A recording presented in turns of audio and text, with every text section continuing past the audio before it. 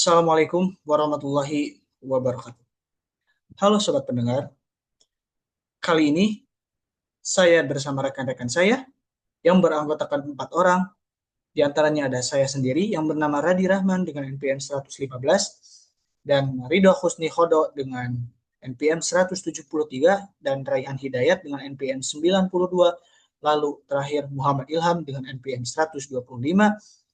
Pada kesempatan kali ini kita akan membahas sebuah isu penting yang semakin nyata dampaknya di sekitar kita, yaitu perubahan iklim dan keamanan nasional di Indonesia.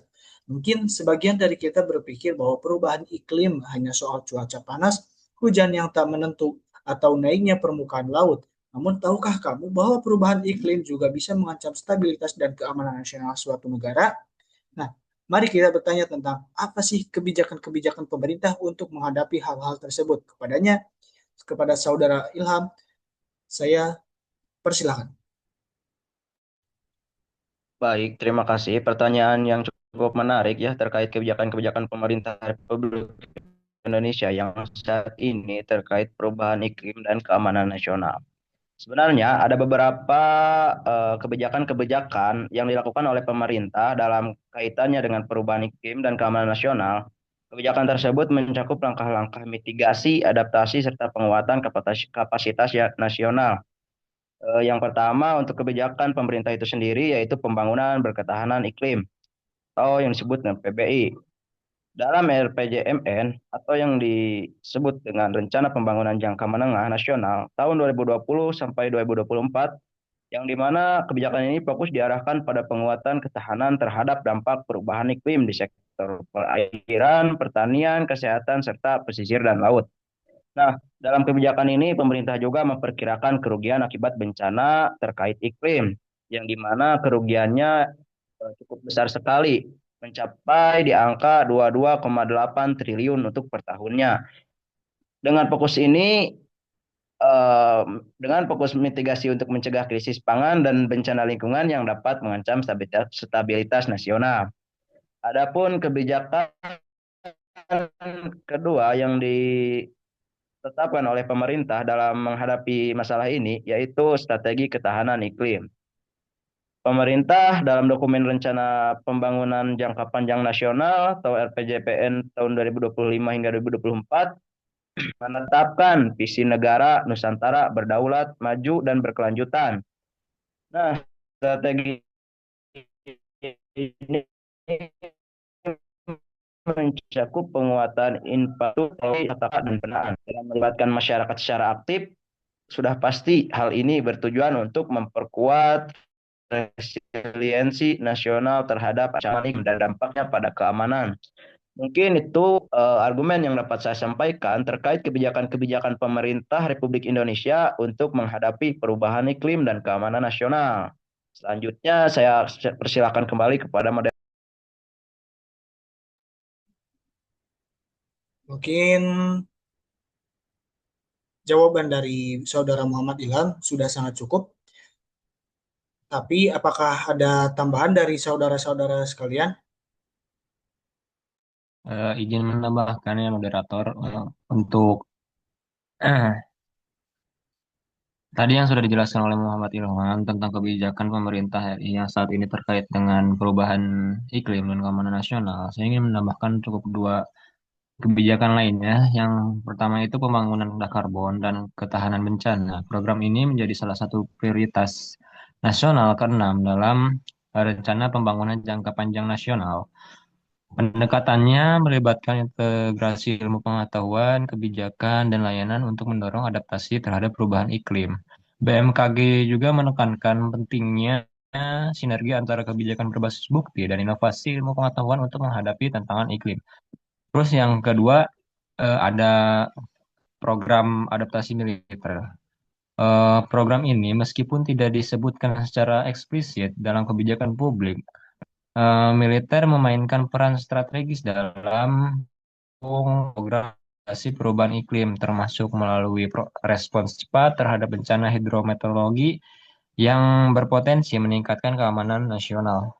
Mungkin cukup sekian. Saya kembalikan kepada moderator. Oke, dari tadi kita hanya bertanya terkait tentang kebijakan-kebijakan pemerintah. Lalu ada nggak sih kebijakan-kebijakan dari TNI tersendiri untuk beradaptasi terhadap perubahan iklim dalam menjaga keamanan dan pertahanan? Kepada Saudara Ridho, saya persilahkan. Nah, mungkin sini saya akan menyampaikan argumen tentang kebijakan strategi TNI untuk beradaptasi terhadap perubahan iklim dalam menjaga keamanan dan pertahanan. Ada beberapa bagian. Yang pertama ada integrasi perubahan iklim dalam strategi pertanian. Dalam rencana strategi Kementerian Pertahanan dan TNI 2020 sampai 2024, aspek ancaman non-militer termasuk perubahan iklim telah diintegrasikan sebagai bagian dari kebijakan pertahanan negara. Ada juga yang kedua, penguatan peran TNI dalam penanganan bencana. TNI berperan aktif dalam manajemen bencana terkait dampak perubahan iklim seperti banjir, tanah longsor, dan kebakaran hutan. Operasi ini mencakup distribusi bantuan evakuasi hingga rekonstruksi pasca bencana. Contohnya, keterlibatan TNI dalam penanganan kebakaran hutan dan lahan karhutla di berbagai wilayah Indonesia. Yang ketiga, ada penggunaan teknologi untuk adaptasi. Ini juga menggunakan teknologi strategi untuk meningkatkan kepastian operasional. Yang keempat, ada pembangunan infrastruktur ramah lingkungan. Dalam rangka adaptasi, infrastruktur militer dirancang rancang lebih tangguh terhadap dampak perubahan iklim, seperti peningkatan ketahanan pangkalan militer terhadap banjir dan erosi di wilayah pesisir. Yang kelima, kerjasama internasional. TNI menjalani kerjasama dengan negara lain dan organisasi internasional untuk berbagai pengetahuan dan teknologi dalam mitigasi dan adaptasi terhadap perubahan iklim, termasuk dalam konteks operasi penjaga perdamaian dunia. Mungkin itu yang argumen yang bisa saya sampaikan. Terima kasih. Saya kembalikan lagi kepada moderator. Dari pertanyaan-pertanyaan yang tadi saya sampaikan bisa disimpulkan, yaitu adalah perubahan iklim memiliki korelasi yang signifikan terhadap keamanan nasional, terutama dalam konteks Indonesia yang merupakan negara kepulauan dengan risiko bencana iklim tinggi. Ancaman perubahan iklim mencakup ketahanan pangan, migrasi penduduk, konflik sumber daya alam, dan tekanan terhadap infrastruktur yang dapat memicu ketidakstabilan sosial dan ekonomi serta mengganggu keamanan nasional. Alhamdulillahirrabbilalamin. Mungkin itu saja yang bisa kelompok kami sampaikan. Mohon maaf bila ada kesalahan. Wabillahi taufik wal hidayah. Wassalamualaikum warahmatullahi wabarakatuh.